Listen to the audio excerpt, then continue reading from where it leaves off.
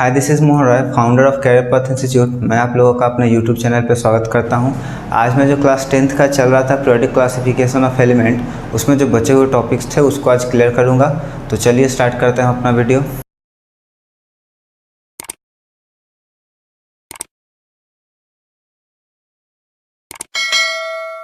पिछले क्लास के वीडियो में बाकी रह गया था न्यूलैंड लॉ ऑफ ऑक्टेव्स का लिमिटेशन, उसको आज हम लोग पूरा करेंगे।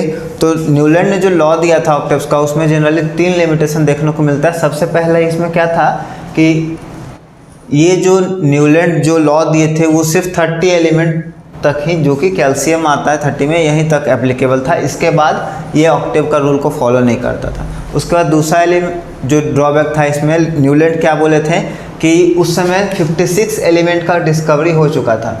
वो बोले कि ये जो 56 एलिमेंट है यहीं तक एलिमेंट एग्जिस्ट करता है नेचर में, इससे ज़्यादा अब आगे खोज नहीं हो सकता, इससे ज़्यादा एलिमेंट नहीं है, जो है बस वही है, अब इससे ज़्यादा नहीं हो सकता है। लेकिन आगे चल करके बहुत सारे एलिमेंट का खोज हुआ, जैसा कि हम लोग जानते हैं।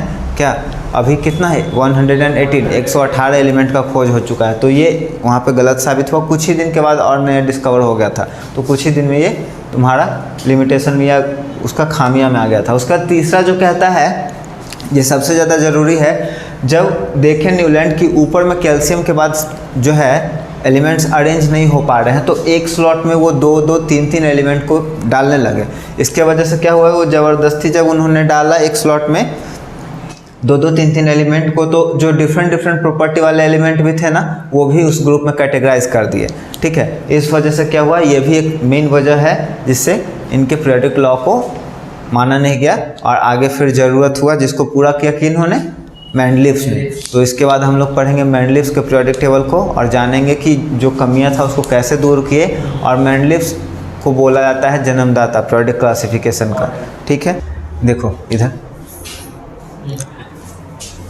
जब न्यूलैंड का ऑक्टेट लॉ क्या हो गया, बेकार हो गया, जब उसको माना नहीं गया, उसमें क्या हो गया, कमी आ गया, तब क्या हो गया, फिर आगे साइंटिस्ट क्या करते रहे, प्रयास करते रहे।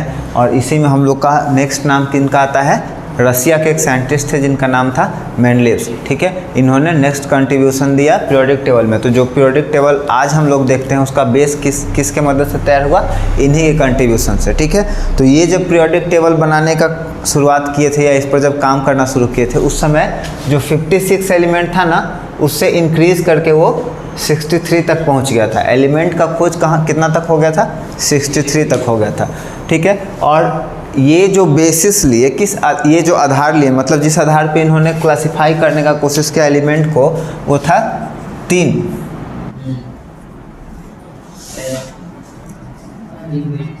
एलिमेंट्स को ये क्लासिफाई किए 3 तरह से। सबसे पहला था एटॉमिक मास, दूसरा में आ गया था फिजिकल प्रॉपर्टी,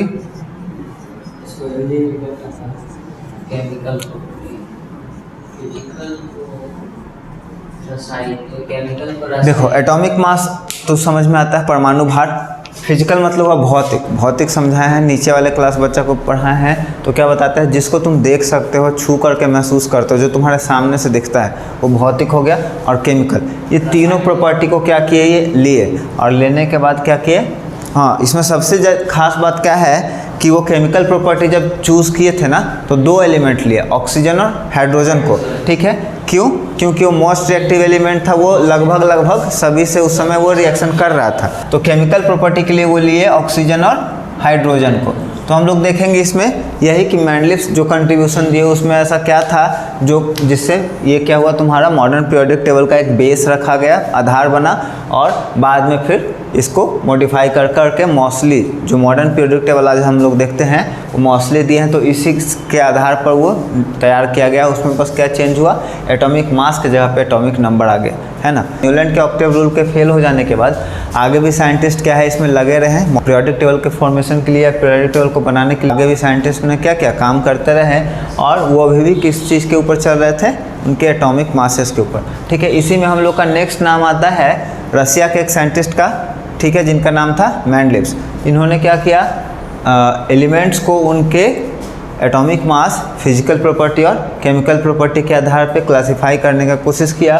तो ये जिस समय काम कर रहे थे उस समय का कॉन्सेप्ट एटॉमिक मास ही था और उसमें फिजिकल प्रॉपर्टी को भी वो कंसीडर किया और केमिकल प्रॉपर्टी को भी। केमिकल प्रॉपर्टी में उन्होंने हाइड्रोजन और ऑक्सीजन के रिएक्शन को चुना क्योंकि ये दोनों ऐसा एलिमेंट था जो उस समय जितने जो 63 एलिमेंट खोज हो चुके थे ना, सभी के साथ लगभग ये रिएक्शन करता था, जिससे क्या हो गया, आसानी हो गया उनको क्लासिफाई करने के लिए। और इसमें हम लोग देखें हैं क्या कि जो जितने भी 63 एलिमेंट थे उसको क्लासिफाई करने के लिए वो क्या किए, 63 कार्ड्स लिए थे और सभी का नाम लिख करके उस पर उसका प्रॉपर्टी डाल दिए और जो भी सिमिलर प्रॉपर्टी का एलिमेंट था ना, सबको एक साथ एक रख करके पिन से उसको क्या कहते, वो अभी इसमें नहीं लिखवाए हैं, वो काम का चीज़ नहीं है।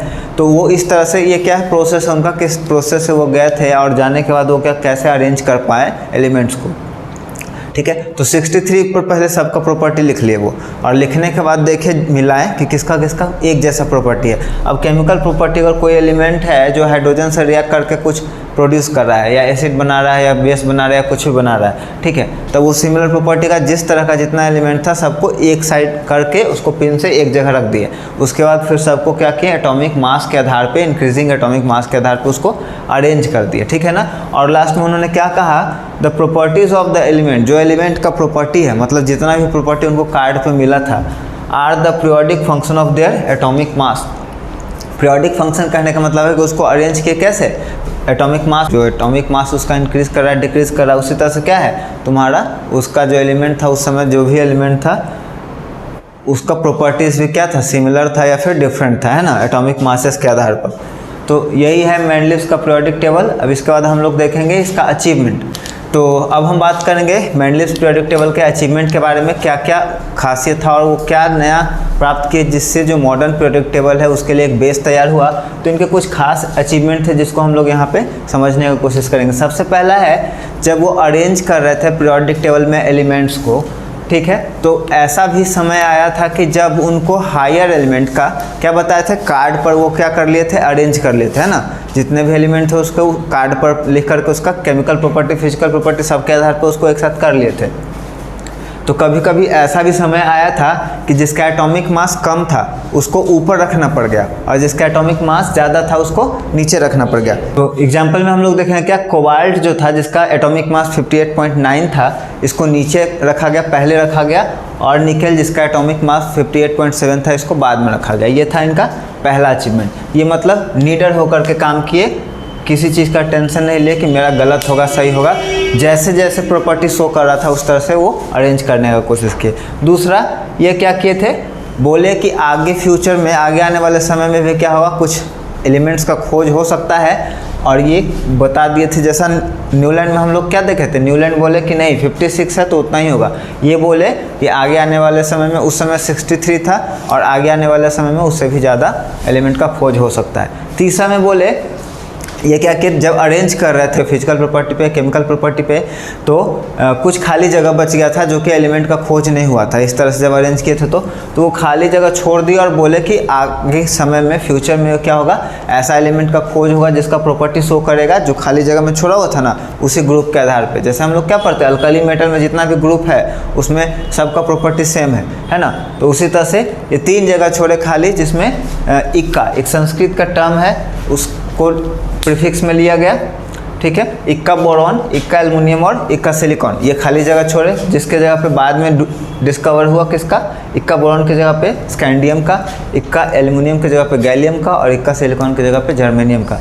लास्ट में कुछ दिन के बाद फिर क्या हुआ, नोबल गैस का खोज हुआ, ठीक है। नोबल गैस का खोज हुआ तो वो क्या किए, नोबल गैस को एक अलग ग्रुप में ले जा करके सेपरेटली उसको प्लेस कर दिया वहाँ, ताकि किसी में कोई उनका अरेंजमेंट में दिक्कत ना हो। ये भी उनका एक अचीवमेंट माना जा सकता है, ठीक है। अगर वहाँ पे चाहते तो वो न्यूलैंड के जैसा ही एक ही स्लॉट में उसको अरेंज करने का कोशिश करते, ये काम वो नहीं किए। उसके बाद लास्ट में है वो जो पूरा एलिमेंट उस समय जितना भी खोज हो चुका था उसको 6 पीरियड, 2 तरह से पीरियोडिक टेबल को क्लासीफाई किया जाता है। एक ऐसे होता है जिसको हम लोग पीरियड्स कहते हैं, हॉरिजॉन्टल हो, एक वर्टिब्रल कॉलम होता है जिसको ग्रुप कहता है। तो वो 6 पीरियड में क्लासीफाई किए और 8 ग्रुप में क्लासीफाई किए, और इस तरह से वो पीरियोडिक टेबल दिए थे जो कि बेस बना आगे जो मॉडर्न पीरियोडिक टेबल है उसके लिए।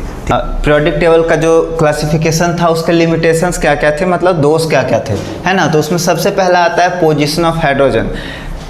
हाइड्रोजन के पोजीशन को क्लासिफाई नहीं या जस्टिफाई नहीं कर पाए थे कि वो पहले ग्रुप में रहेगा या फिर हाइड्रोजन ग्रुप में रहेगा, क्योंकि हाइड्रोजन एक ऐसा एलिमेंट था जो दोनों का प्रॉपर्टी शो कर रहा था, अल्कली मैटर का भी कर रहा था और हाइड्रोजन का भी कर रहा था, है ना। तो ये सबसे पहला लिमिटेशन हुआ। उसके बाद है दूसरा position of isotopes and isobars. बाद में जाकर के जब अलग अलग एलिमेंट्स का खोज हुआ आगे तो आइसोटोप्स का भी पता चला और आइसोबार्स का भी पता चला, ठीक है। आइसोटोप्स वैसा एलिमेंट होता है जिसमें same atomic number different atomic masses होता है, और आइसोबार वैसे एलिमेंट होते हैं जिसमें क्या होता है, सेम एटॉमिक मास और डिफरेंट एटॉमिक नंबर होता है, ठीक है। तो ऐसे जब एलिमेंट का पता चला, ऐसे और एलिमेंट्स का जब पता चला तो उसके बाद क्या हो गया, पीरियोडिक क्लासिफिकेशन में उसको एडजस्ट करने के लिए कहीं जगह नहीं मिला। इसके बारे में कुछ वो बताए नहीं थे मेंडलिव्स, इसके बारे में कुछ नहीं बताए थे, ये बाकी रह गया था।